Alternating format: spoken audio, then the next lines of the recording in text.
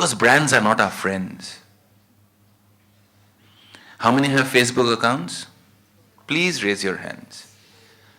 How many of you have abused your friend on Facebook? On Facebook? Now please raise your hands. Imagine if you can abuse your friend on Facebook, why wouldn't you do that to a brand? So it doesn't exist. Sorry, sir.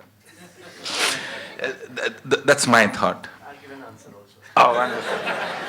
See, what happens is, you always talk about nice things. You don't get to vent out your frustrations. And as Indians and human beings, we are a frustrated lot. Please understand that. For everything, whether it's the roads or the education or the money that we don't earn. So it's impossible for a brand to have goody-goody stuff all the time on its webpage because you're always unsatisfied, dissatisfied with something. So there'll be 10 people talking good about your brand and 100 people will be talking negative about your brand. What you can do is the way a lot of brands address these issues. And if they're talking about in public, you address them in public. Don't address them in private. Because then another set of public viewers see an attempt by a brand to address an issue in public.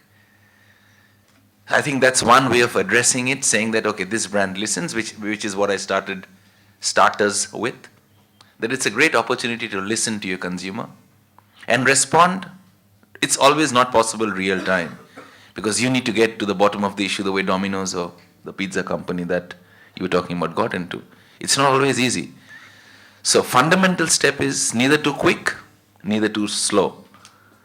Because when you're too quick, your consumer will know you're fibbing, you don't even know what you're talking about. And if it's too late, so again then there is a fine balance about what you need to talk to the customer and what you not need to, and at what regular intervals or at what time intervals. So that's one way of looking at it. Why people? Because nobody's God.